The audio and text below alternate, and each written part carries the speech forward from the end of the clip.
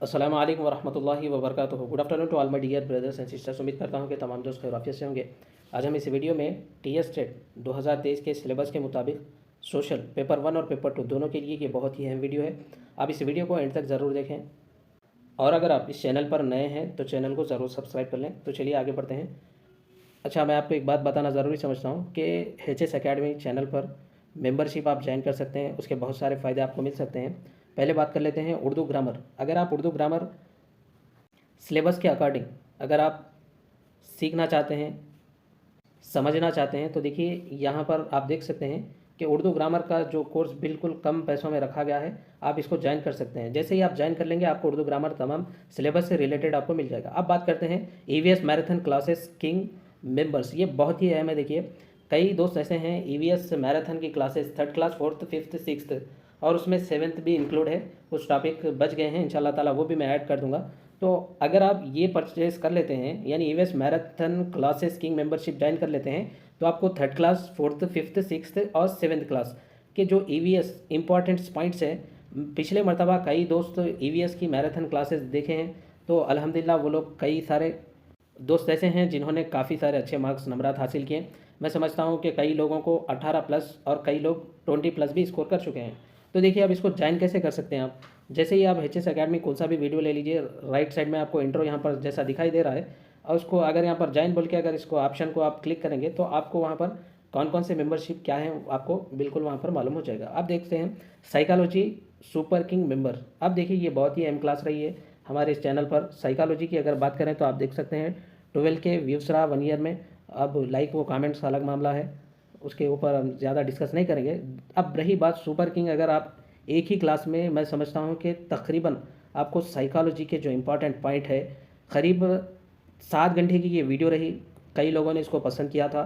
तो अब देखिए इसको हम एक सुपर किंग मेंबर में ज्वाइन किए हैं तो यानी आप मेंबरशिप ज्वाइन कर लेते हैं तो एक ही वीडियो में आप साइकोलॉजी के जितने अहम पॉइंट है वो ज़रूर यहाँ पर सुन सकते हैं। और कुछ इसमें पॉइंट मिस है, मैं इंशाल्लाह ताला एक वीडियो अगली बनाकर इसमें ही मेंबरशिप में ऐड कर दूंगा। आप देख सकते हैं कि यहाँ पर कमेंट सेक्शन अगर आप देखें तो आपको समझ आएगा कि भाई वाकई में क्लास या फिर मैं खुद अपनी तारीफ़ कर रहा हूँ या फिर बहुत सारे लोगों को पसंद आई। देख सकते हैं आप कमेंट सेक्शन अगर आप पढ़ लें तो मैं समझता हूँ कि आपको खुद अंदाज़ा हो जाएगा कि ये क्लास कितनी बेहतर थी। तो चलिए हम आगे बढ़ते हैं। कई लोगों का ये कमेंट था कि भाई साइकोलॉजी के जो क्लासेस हैं यानी जो मैराथन क्लासेस है, आप यहाँ पर कमेंट देखिए। आपका बहुत बहुत शुक्रिया कि आपने हमारे लिए ऑनलाइन क्लासेस मुनक्किद किया। मैंने आपके साइकोलॉजी के क्लास के ज़रिए ही आउट ऑफ 30 में से 24 मार्क्स हासिल किए हैं। देखिए ये बहुत बड़ी बात है। मैं बहुत ये कमेंट पढ़ के मुझे भी बहुत खुशी हुई थी कि भाई कई लोगों को हमारी वीडियो की जानिब से यानी चैनल की जानिब से जो वीडियो शेयर किए गए थे वो लोगों को काफ़ी सारा फ़ायदा हुआ है। नंबर ऑफ़ कमेंट्स ऐसे हैं कि कई लोग इस चैनल की मदद से, देख सकते हैं आप यहाँ पर देखिए कि कई लोग 87 लाने में कामयाब है, कई लोग 100 प्लस पेपर 1 और पेपर 2 दोनों में कामयाबी हासिल किए। यानी ऐसा गाइडेंस भी यहाँ पर आपको दिया गया था फ्री में। लेकिन अब मेंबरशिप में ज्वाइन करना होगा तो आपको अल्हम्दुलिल्लाह तमाम चीज़ें देखने को मिल सकती है। देखिए नंबर ऑफ़ कमेंट्स है कि यही वीडियो के ज़रिए कई लोग अल्हम्दुलिल्लाह psychology marathon classes, EVS marathon classes और उर्दू ग्रामर, इन 3 सब्जेक्ट के ऊपर ऐसे काबिल बनाया गया था कि कई लोग अल्हम्दुलिल्लाह वीडियो देखकर कामयाब हुए। देखिए पहले ही बताया गया कि नॉन मैथमेटिक्स जो कोर्स किए हुए हैं उन लोगों के लिए टीएस टेट क्रैक करना वो लोग बहुत मुश्किल समझते हैं। कोई बड़ी बात नहीं है अगर आप उर्दू साइकोलॉजी 2 अच्छे से समझ लेते हैं और पेपर 1 में ईवीएस अगर आप अच्छे से कर लेते हैं तो समझ लीजिए कि आप टेट कामयाब हो जाएंगे। तो देखिए नंबर ऑफ़ कमेंट्स मैं आपको बता सकता हूँ कि कई लोग कमेंट्स किए हैं कि भाई आपके वीडियोस से हमें बहुत सारा फ़ायदा हुआ। ये रिसेंटली कल रात का ही ये कमेंट है। देखिए सीरियल से यानी तरतीब से वीडियो नहीं मिल रहे हैं, तरतीब से वीडियो डालिए, लास्ट टाइम बहुत फ़ायदा हुआ। ऐसे नंबर ऑफ़ कमेंट्स आप मैं बता सकता हूँ लेकिन वीडियो तवील हो जाएगी।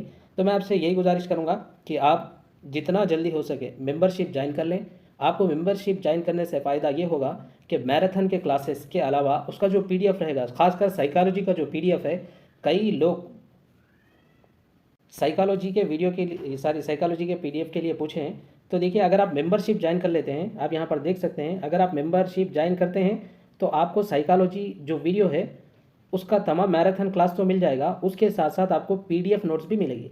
तो आपके लिए 2 फ़ायदे रहेंगे। आप अगर ये परचेस कर लेते हैं मेंबरशिप यानी जो psychology super king membership join कर लेते हैं तो आपको साइकोलॉजी मैराथन क्लास मिलेगी, उसके अलावा साइकोलॉजी के पीडीएफ नोट्स आप तक इंशाल्लाह शेयर किए जाएंगे। तो चलिए अब हम आगे बढ़ते हैं। जैसा कि आप स्क्रीन पर देख रहे हैं, आज हम जमात हफ्तुम की समाज इल्म किताब से दूसरा सबक बारिश और दरिया सबक के अहम पॉइंट जानेंगे। दोस्तों, अगर आप टीएस टेट प्लस डीएससी से रिलेटेड इंफॉर्मेशन के लिए या फिर TS TET plus DSC syllabus से रिलेटेड वीडियोस देखने के लिए आप इस नंबर पर मैसेज करें। आपको टीएस टेट प्लस डीएससी से रिलेटेड ग्रुप में ऐड किया जाएगा। तो चलिए दोस्तों, हम बिना वक्त ज़ाय किए हुए वीडियो शुरू करते हैं। तो चलिए, इस सबक से पहला पॉइंट हमारे सामने ये रहा, ज़मीन का इतना फ़ीसद हिस्सा पानी से घिरा हुआ है। दोस्तों, पहला पॉइंट काफ़ी अहम है, इसको आप अच्छे से ज़हन में रखें कि ज़मीन का कितने फ़ीसद हिस्सा है जो पानी से घिरा हुआ है। तो जवाब आपके सामने ये रहा दोस्तों, 71% हिस्सा। दोस्तों, यहाँ पर जैसा कि आपको नज़र आ रहा है कि ये ज़मीन है, यहाँ पर देखें 71% हिस्सा यानी 71% जो हिस्सा है वो पानी से घिरा हुआ है और जो 29% जो हिस्सा है वो ज़मीन है। तो आप अच्छे से समझ गए होंगे कि ज़मीन के आतराफ यानी ज़मीन 71% हिस्सा पानी से घिरा हुआ है, जैसा कि आप यहाँ पर देखें percentage of water on earth. तो चलिए दोस्तों, और इसको अच्छे से समझने की कोशिश करते हैं। आप यहाँ पर देख सकते हैं कि तो दोस्तों, ज़मीन का जो 71% हिस्सा है पानी से घिरा हुआ है। आप जैसा कि देख रहे हैं, अब 71% जो हिस्सा है पानी से जो घिरा हुआ है उसमें 97% जो हिस्सा है वो साल्ट वाटर है और जो 3% जो हिस्सा है वो फ्रेश वाटर है। दोस्तों, जैसा कि आप यहाँ पर देख रहे हैं कि ज़मीन का जो हिस्सा है वाटर ऑन द अर्थ, ये ज़मीन आपको नज़र आ रही है और जो बाजू में जो हिस्सा आपको नज़र आ रहा है ये पानी का ही हिस्सा है। तो चलिए अगले पॉइंट की जानिब हम बढ़ते हैं। अगला क्वेश्चन आपके सामने या फिर अगला पॉइंट आपके सामने ये रहा, पानी का आबी बुखारात में तब्दील होने का अमल कहलाता है। दोस्तों, पानी का आबी बुखारात में तब्दील होने का अमल क्या कहलाता है? तो जवाब आपके सामने ये रहा दोस्तों, अमल तबखीर, इवापरेशंस। इसको आप अच्छे से जहन में रखें कि पानी का आबी बुखारात में तब्दील होने का अमल तबखीर यानी अमल तबखीर, इवापरेशन कहलाता है। जैसा कि आप यहाँ पर देख रहे हैं, यहाँ पर चाय है, चाय में दूध या फिर जो पानी था वो गर्म होकर आबी बुखारात में यानी भाप की शक्ल में कन्वर्ट हो रहा है। इसी अमल को हम कहेंगे इवापरेशन, अमल तबखीर। अब यूं ही याद रखें कि पानी का आबी बुखारात में तब्दील होने के अमल को इवापरेशन कहते हैं। अब वो तब्दील होने का अमल कैसे होगा? भाप की शक्ल में। उसके बाद देखें, आबी बुखारात का पानी में तब्दील होने का अमल कहलाता है। दोस्तों, पिछले पॉइंट में हमने जाना कि पानी का आबी बुखारात में तब्दील होने का अमल क्या कहलाता है? अमल तबखीर या इवापरेशन। अब यहाँ पर सवाल यह है कि आबी बुखारात का पानी में तब्दील होना। पिछले पॉइंट में हमने जाना कि पानी का आबी बुखारात में तब्दील होने का अमल क्या कहलाता है दोस्तों? इवापरेशन। लेकिन यहाँ पर है कि आबी बुखारात का पानी में तब्दील होने का अमल क्या कहलाता है? तो जवाब आपके सामने ये रहा, अमल तकसीफ। यानी आबी बुखारात का, देखें, आबी बुखारात का पानी में तब्दील होने का अमल अमल तकसीफ, कंडेंसेशन कहलाता है। मिसाल के तौर पर आप एक फ्रिज में से बोतल निकालेंगे, बोतल जो होती है, बॉटल जो होती है, उसको निकालेंगे। निकाल कर कुछ देर रखने के बाद उसके यानी बॉटल के ऊपर आपको ऐसे मनाजिर देखने को मिलेंगे। तो दोस्तों, अगर आप बॉटल में देखेंगे तो क्वांटिटी उतनी ही रहेगी, लेकिन बॉटल के ऊपर ये जो आपको मनाजिर देखने को मिलेंगे ये ही अमल तकसीफ कहलाते हैं। यानी फ़िज़ा में जो गैसेस होती हैं वो इस शय से टकराने के बाद इस शय को आबी बुखारात से पानी में कन्वर्ट करने के अमल को ही हम अमल तकसीफ कहेंगे। एग्जाम्पल ऑफ कंडेंसेशन, जैसा कि आप स्क्रीन पर देख रहे हैं। तो चलिए दोस्तों, अगले पॉइंट की जानिब हम बढ़ेंगे। अगला पॉइंट आपके सामने ये रहा, पानी के छोटे ख़तरे जो हवा में मौलिक होते हैं क्या कहलाते हैं? दोस्तों, पानी के छोटे छोटे जो ख़तरे होते हैं जो हवा में मौलिक होते हैं वो क्या कहलाते हैं? तो जवाब आपके सामने ये रहा, बादल।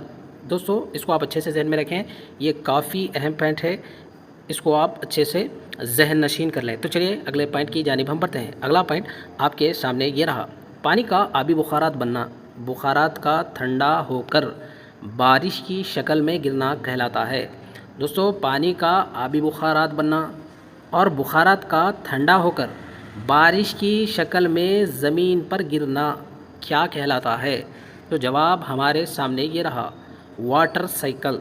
तो इस अमल को हम वाटर साइकिल कहते हैं और उसके साथ साथ आप ये भी जहन में रखें, वाटर साइकिल को हम हाइड्रोलॉजिक साइकिल भी कहते हैं। इसको आप अच्छे से जहन में रखें, वाटर साइकिल को हम हाइड्रोलॉजिक साइकिल भी कहते हैं। इसको आप अच्छे से जहन नशीन कर लें। आबी दौर को हम इंग्लिश में वाटर साइकिल और हाइड्रोलॉजिक साइकिल भी कहते हैं, जैसा कि आप स्क्रीन पर देख रहे हैं। दोस्तों देखिए, इवापरेशन अमल तबखीर का अमल यहाँ से शुरू हो रहा है भाप की शक्ल में। यहाँ पर पानी उड़ रहा है और ये बादल में जा मिलता है। इसी तरीके से यही पानी बादल में जाता है, ठंडा होता है, ये प्रेसिपिटेशन की शक्ल में, तरसीब की शक्ल में फिर से पानी बरसता है और दोस्तों ये यहाँ पर कलेक्शन होता है। दोस्तों अच्छे से ध्यान में रखें कि पानी का आबी बुखारात बनना, बुखारात का ठंडा होकर फिर बारिश की शक्ल में गिरना ही वाटर साइकिल कहलाता है। जैसा कि आपको आसानी से समझने के लिए, जैसा कि देखें यहाँ पर पानी खड़ा है जो जमा हुआ है, वो इवापरेशन की शक्ल में, भाप की शक्ल में कंडेंसेशन में तब्दील होता है और यही पानी प्रेसिपिटेशन यानी ठंडा होने के बाद फिर से बरसना शुरू होता है। और दोस्तों यहाँ पर जो आपको दरख्त नज़र आ रहे हैं, ये भी ट्रांसपीरेशन यानी स्टोमेटा और पत्ते के ज़रिए, लीव्स के ज़रिए ये भी पानी का इखराज करते हैं। जो बादल बनते हैं, कई हज़ार किलोमीटर का सफ़र तय करके बारिश बरसाते हैं, उसी को हम वाटर साइकिल कहते हैं, जैसा कि आप यहाँ पर देख रहे हैं। तो चलिए अगले पॉइंट की जानिब हम बढ़ते हैं। मिसाल के तौर पर आपको यहाँ पर भी नज़र आ रहा है इवापरेशन यानी पानी का आबी बुखारात में तब्दील होना, यानी भाप की शक्ल में उड़ना और वो कंडेंसेशन में तब्दील होना, उसके बाद प्रेसिपिटेशंस में यानी तब्दील होकर फिर से वही पानी बरसना, उसी को हम कहेंगे अमले आबी दौर या फिर वाटर साइकिल। तो चलिए अगले पॉइंट की जानिब हम बढ़ते हैं। उसके बाद देखें, आबी बुखारात का मुख्तलिफ़ तरीक़ों से ज़मीन पर बरसने का अमल कहलाता है। दोस्तों आबी बुखारात का मुख्तलिफ़ तरीक़ों से ज़मीन पर बरसने का अमल क्या कहलाता है? तो जवाब आपके सामने ये रहा, अमल तरसीब।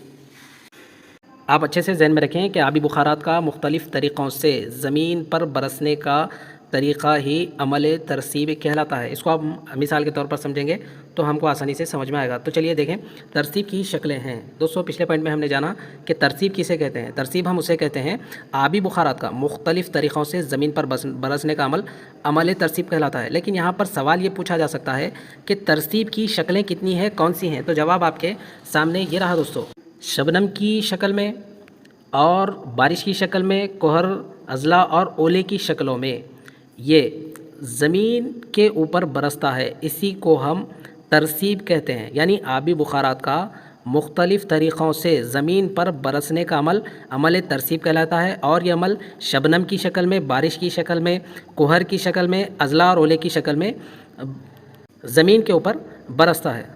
आप इसको अच्छे से ध्यान में रखें कि आबी बुखारात का मुख्तलिफ़ तरीक़ों से ज़मीन पर बरसने का अमल ही अमल तरसीब कहलाता है। और आबी बुखारात का मुख्तलिफ़ जो तरीक़े हैं बरसने के, वो शबनम की भी शक्ल हो सकती है, बारिश की भी शक्ल हो सकती है और देखिए कोहर, अज़ला और ओले की शक्ल में भी ये बरसता है। तो चलिए हम अगले पॉइंट की जानिब हम बढ़ेंगे। जैसा कि देखें, फ़िज़ा में मौजूद और ना दिखाई देने वाले बुखारात के आलात कहलाते हैं। यानी फ़िज़ा में मौजूद और ना दिखाई देने वाले जो बुखारात होते हैं वो क्या कहलाते हैं?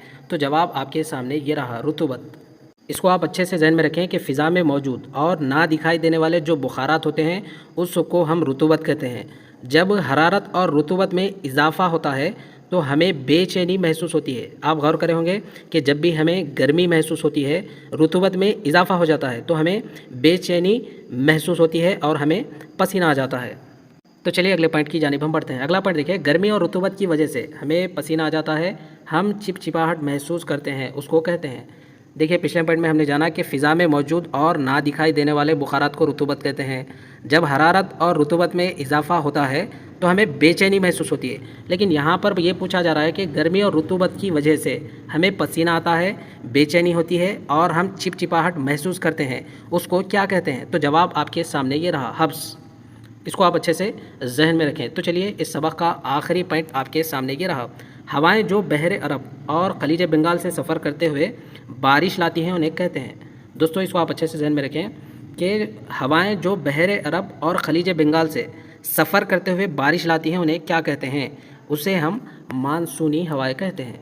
आप एग्जाम्पल के ज़रिए यहाँ पर देख सकते हैं कि यहाँ पर देखें बहरे अरब और बे ऑफ बंगाल यानी खलीज बंगाल से जो हवाएं आती हैं वही मानसूनी हवाएं कहलाती हैं। और अगर हम इसको अच्छे से समझने की कोशिश करें तो ये मानसूनी हवाएं सिर्फ गर्मा ही के मौसम में चलती हैं। इसको आप अच्छे से ध्यान में रखें कि अरब और बे ऑफ बंगाल से जो हवाएं आती हैं उसको हम मानसूनी हवाएं कहते हैं। ये हवाएं बहरे अरब और खलीज बंगाल से सफ़र करती हुई अपने साथ बारिश के बादलों को लाती है, उन्हें हम मानसूनी हवाएं कहते हैं। और ये हवाएं जुनूबी मगरिबी मानसूनी हवाएं भी कहलाती हैं। इसको आप अच्छे से ध्यान में रखें कि मानसूनी हवाएं और जुनूबी मगरिबी मानसूनी भी हवाएं कहलाती हैं। इस सबक का अगला पॉइंट देखिए, मानसूनी हवा इतने किस्म की होती हैं। दोस्तों मानसूनी हवा कितने किस्म की होती हैं? देखिए 2 किस्म की होती हैं, बहरे अरब और खलीज बंगाल। इसको आप अच्छे से ज़हन में रखें। तो चलिए फिर हमारी अगली वीडियो में मुलाकात होगी। अस्सलामु अलैकुम, अल्लाह हाफ़िज़।